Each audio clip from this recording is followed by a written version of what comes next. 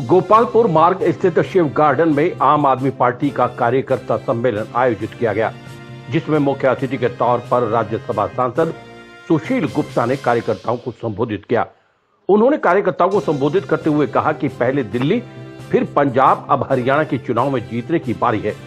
जिस तरह दिल्ली और पंजाब में लोगों को स्वास्थ्य, शिक्षा, बिजली और पानी की सुविधा प्रदान की गई है, हरियाणा में चुनाव जीतने के बाद आम आदमी पार्टी द्वारा भी उन्हीं प्रदेशों की तरह सुविधाएं दी जाएंगी। आम आदमी पार्टी के कार्यकर्ताओं की वजह से ही पार्टी को मजबूती मिली है। यदि आम आदमी पार्टी का कार्यकर्ता इसी तरह पार्टी और समाज के लोगों को जोड़ने का कार्य करता रहा तो वो दिन दूर नहीं जब आम आदमी पार्टी हरियाणा के साथ साथ गुजरात में भी अपनी सरकार बनाने का काम करेगी। जिस तरह आम आदमी पार्टी का कार्यकर्ता समाज के लोगों की समस्याओं को लेकर सरकार और अधिकारियों तक पहुंचाने का काम करता है, वो एक सराहनीय कदम है, जिसके कारण लोग आम आदमी पार्टी से अपना नाता जोड़ रहे हैं। उन्होंने कार्यकर्ताओं को संबोधित करते हुए कहा कि जिस तरह हरियाणा प्रदेश में विभिन्न पार्टियों की सरकारों ने राज किया है, उन्होंने केवल भ्रष्टाचार और अपराध को बढ़ावा दिया है, जिसके कारण आम आदमी परेशान होकर रह गया है। जो सुविधाएं आम नागरिक को मिलनी चाहिए, वो केवल आम आदमी पार्टी की सरकार ही दिला सकती है।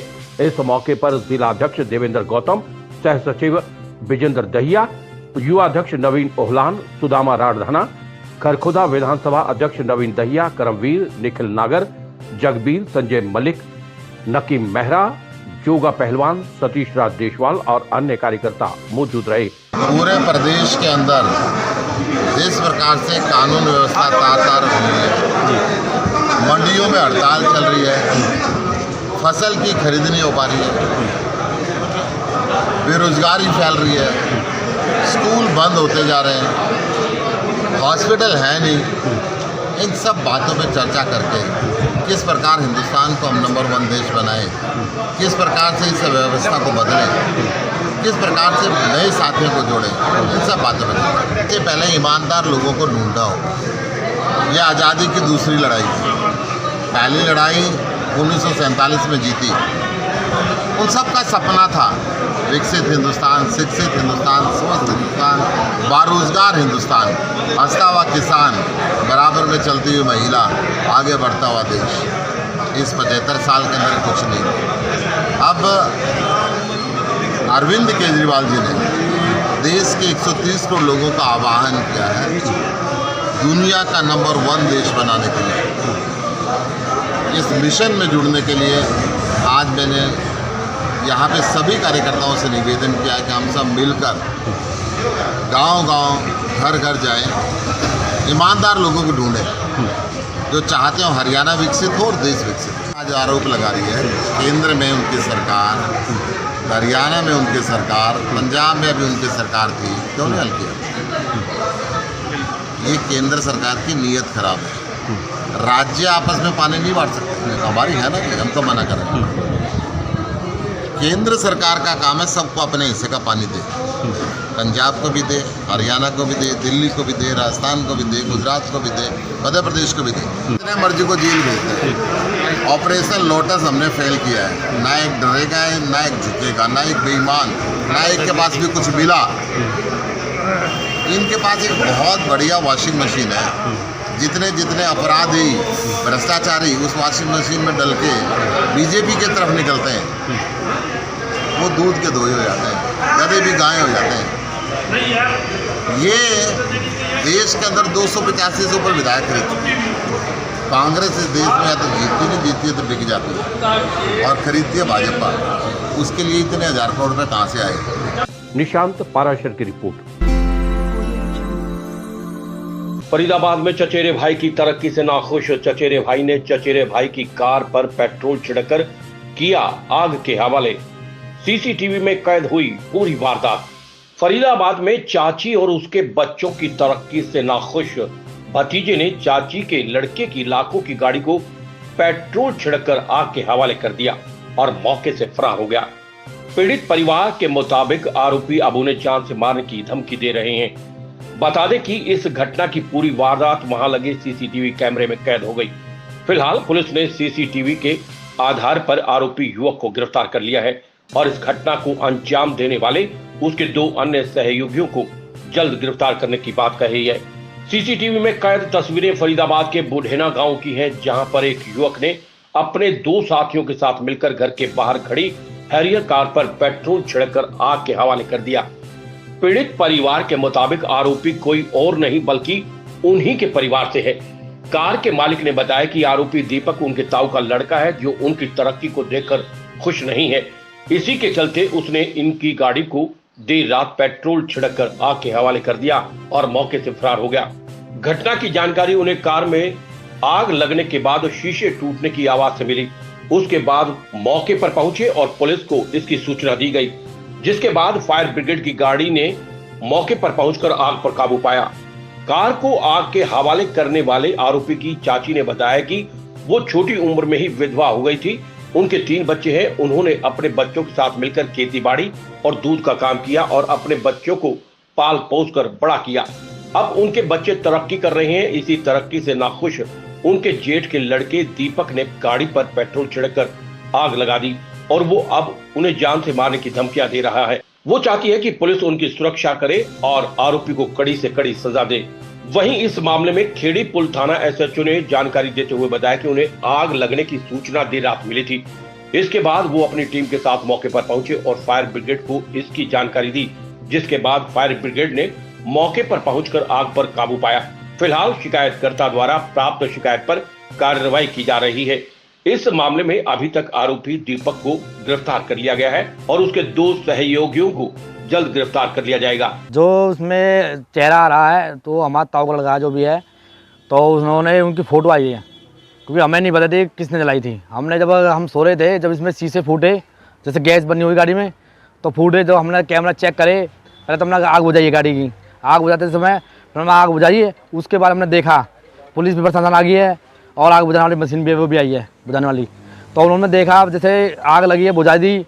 तो हमने कैमरा चेक करा, देखा कौन है कि अपना जली है, शॉर्ट सर्किट हुई है गाड़ी। देखे तो उसमें अपना जालिम दीपक, उसमें पेट्रोल छिड़कता हुआ गाड़ी पे दिखा और गाड़ी में आग लगाई है। उनकी चप्पल वो सब यहीं रखी है। तो वो मुजरिम पुलिस आई है और उन्होंने कार्रवाई करी है। देखा तो वो बंदा IMT कॉलेज में वहाँ बैठा था। उन्होंने भगने की कोशिश करी, पुलिस प्रशासन ने पकड़ लिया। मैं तो चाहता हूँ मेरे को इंसाफ मिलना चाहिए और मेरी गाड़ी जो भी खर्च हुआ, नुकसान हुआ है, और मेरे को धमकी दी जा रही है। जो धमकी दी जा रही है गोली मारने की, ना तो उस बंदे को छुड़वा दो, ना तो मैं तुम्हें गोली मार दूंगा। कुछ नहीं, हमारा परिवार, मेरे बेटे जो हैं, मैं छोटी उम्र में विधवा हो गई थी। मैंने बच्चे को अच्छी लैंग्वेज सिखाई। अपने बच्चे की कोई भी मेहनत से हम पीछे नहीं हटे। मेरे बच्चे भी, मैं भी खेत में काम करते थे, मंडी भी लगाते थे, सारी काम करते। तो दिन पे दिन हमारी तरक्की होती गई। तरक्की होने के बाद थोड़ा बहुत हमें मुआवजा मिला, तो मैंने अपने बच्चों को किसी को नहीं दिया। मैंने सब अपने बच्चों के तरक्की में लगाया। अब उनने किया है, मेरी बच्चे की गाड़ी है 22-23 लाख की हैरियल गाड़ी है, उसमें आग लगाई है। 1 बजे रात को सूचना मिली थी कि बुढ़ेना गांव में गाड़ी में आग लगी हुई है। हम तुरंत मौके पे पहुंचे, देखा कि वहाँ हैरियर गाड़ी है HR 51 BW 5537, तो पूरी तरह से जल चुकी थी। पूछताछ में आया है इनका कोई पारिवारिक ही मामला है, और जो फुटेज का हमने खंगाल लिया तो उसमें दीपक नाम का लड़का है, इन्हीं के परिवार से है। Bureau report. में अनाज मंडी एसोसिएशन की हड़ताल के पश्चात PWD-PNR के कॉन्ट्रैक्टर एसोसिएशन ने भी अपनी मांगों को लेकर हड़ताल शुरू कर दी है। कॉन्ट्रैक्टर एवं ठेकेदारों का कहना है कि पिछले 3 से 4 महीने से उनकी पेमेंट रुकी हुई है, जिससे उन पर कर्जा लगातार बढ़ता जा रहा है। उनकी मांग है कि जब तक उनके द्वारा किए हुए विकास कार्यों की पेमेंट नहीं होती, वे आगे किसी तरह का कोई कार्य नहीं करेंगे। कॉन्ट्रैक्टर एसोसिएशन PWD-PNR के बैनर तले सभी ठेकेदार PWD कार्यालय ऑफिस पर इकट्ठा हुए, जहां पर उन्होंने सरकार और विभाग के खिलाफ जमकर नारेबाजी की। ठेकेदार मुकेश कौशिक और इंद्रजीत कौशिक ने बताया कि पिछले 3 महीने से उनके द्वारा किए गए कार्यों की पेमेंट विभाग द्वारा रोकी गई है, जिससे वो आगे का कार्य करने में असमर्थ हैं। उन्होंने कहा कि शहर और प्रदेश में होने वाले विकास कार्य जहां थे वहीं रुक चुके हैं।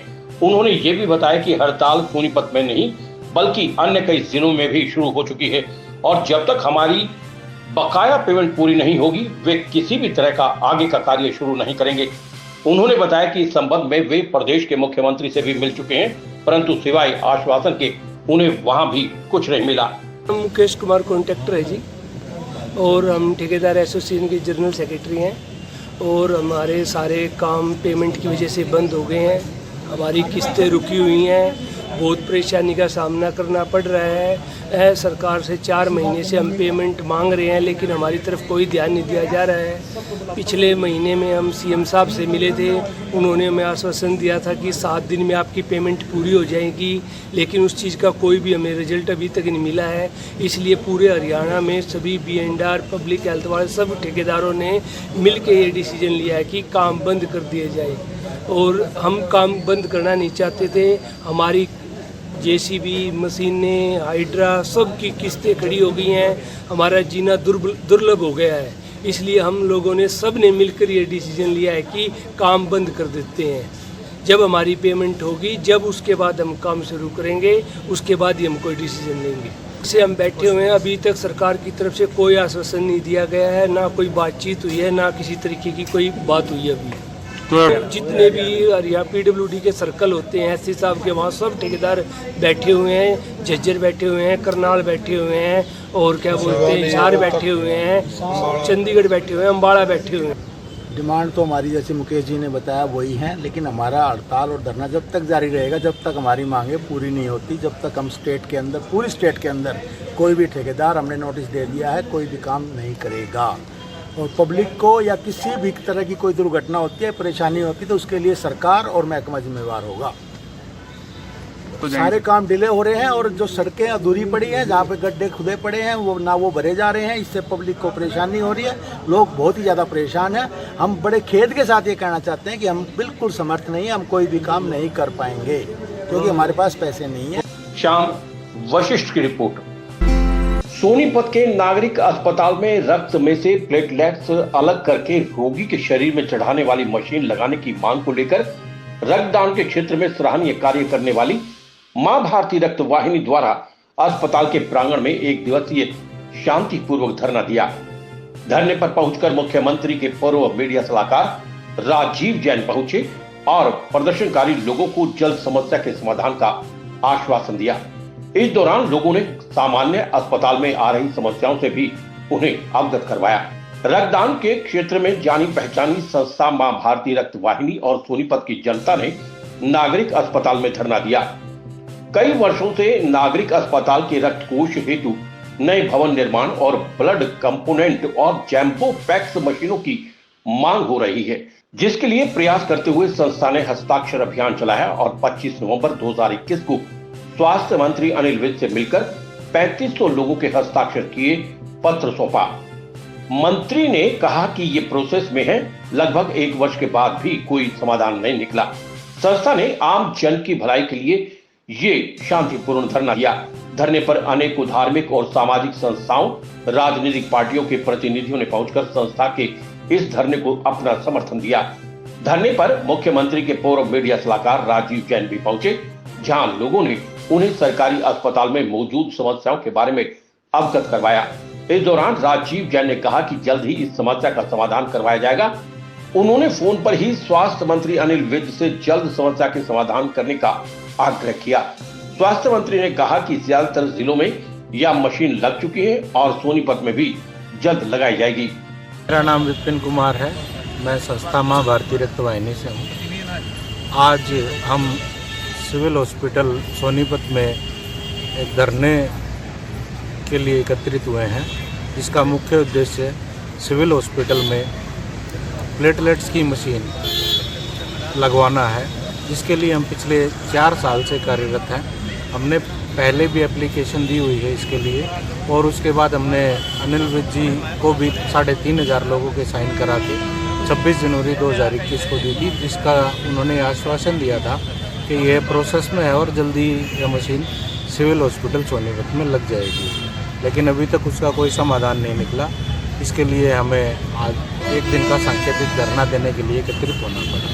ये मशीन लगने के बाद शहरवासियों का इसका मुख्य रूप से फ़ायदा होगा कि पहली बात तो जो पेशेंट प्राइवेट ब्लड बैंक से प्लेटलेट्स की किट लेते हैं उसकी फीस 11,000 रुपये है, जबकि यदि कोई सिविल में एडमिट होता है और उसे प्लेटलेट की ज़रूरत पड़ती है तो उसे वो मुफ्त में उपलब्ध कराई जाए। ये माँ भारती रक्त वाहिनी रक्तदान के क्षेत्र में एक बहुत बड़ा जो है काम कर रही है।